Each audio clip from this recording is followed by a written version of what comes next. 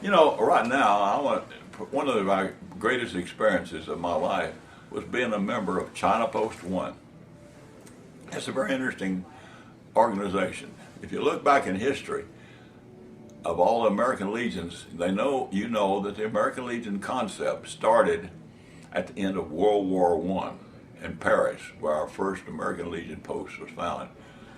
Post One in Paris. Well, at the time the World War One ended, there was a group of 15 or 20, I forgot the number, American soldiers, young kids in the 18s, 19s, and early 20s, who opted to take their discharges in France instead of going back to the United States. They wanted to go to Shanghai, China. The reason? Their mamas and daddies were Methodist and Baptist missionaries living in China, so they wanted to go back to their parents. So they got out of the service in France and by ship came eventually to Shanghai. Once they settled in with their parents there, they all got together and decided maybe we ought to form an American Legion post there. So they shopped around town, found a building that could buy. But you got to remember in those days, Shanghai had an international settlement. It was a city within a city. It was run by the French legation, the British, the Russians, the Americans, and the Chinese kind of left it alone. The environment in the international city was self-contained. They ran their own government, had their own police force and all that. And the Chinese left them alone for the first part because they brought in a lot of money and employment to the area.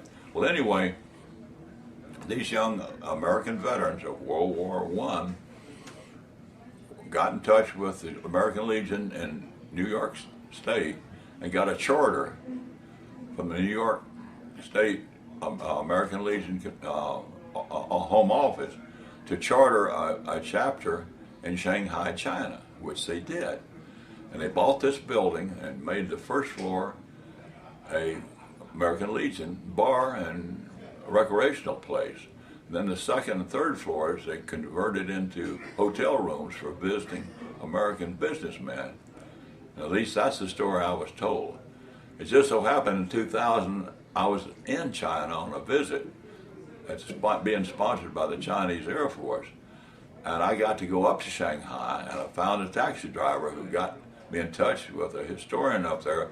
And I found the building in a part of Shanghai near the old international settlement where our China Post One existed. Well, it so happened when the young men started China Post One in 1919, it went through the 1920s all well and good, and all the China Marines and all the 14th Infantry, everybody who had a military aspect of the American military was a member of China Post One.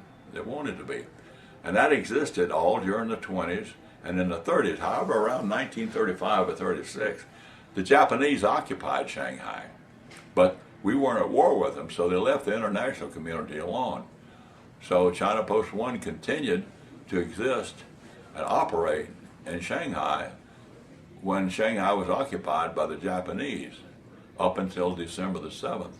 And then on Pearl Harbor Day, we were out of there and the Japanese were in there and they took over the building.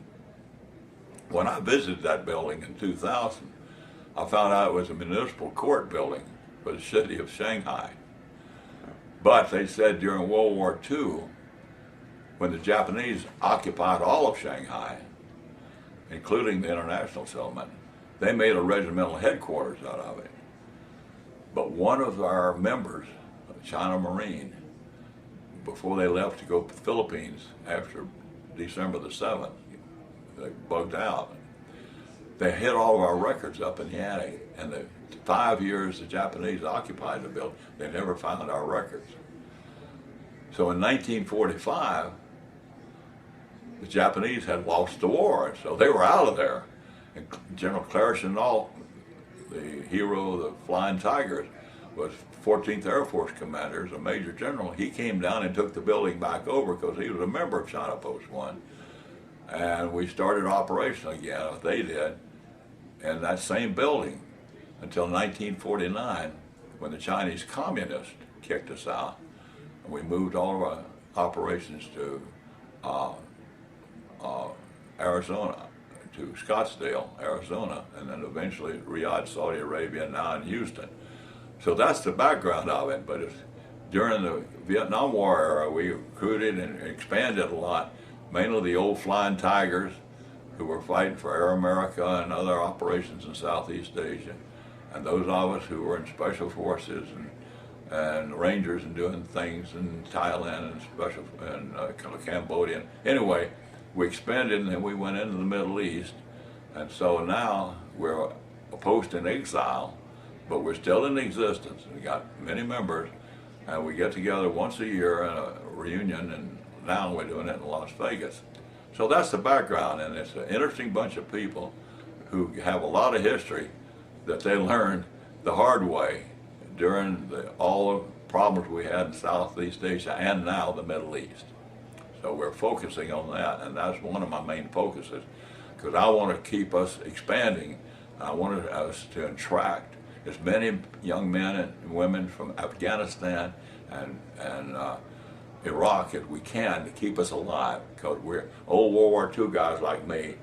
I call myself a kangaroo rat. We're on the endangered species list. And in California, Riverside County, where I live, had a $5 million trust fund set up to preserve the habitat of the kangaroo rat. And I asked the treasurer when I was on the grand jury why we have to give $5 million trust fund. He said, we can't get any federal money unless we maintain the habitat of the kangaroo rat. So I would like to see a $5 million fund for the veterans kangaroo rats of Riverside County. I'm not going to hold my breath though, but be a little humor. I think that's an interesting thing to pass on. With that as background, that's my association of China Post One, a great organization made up of great people.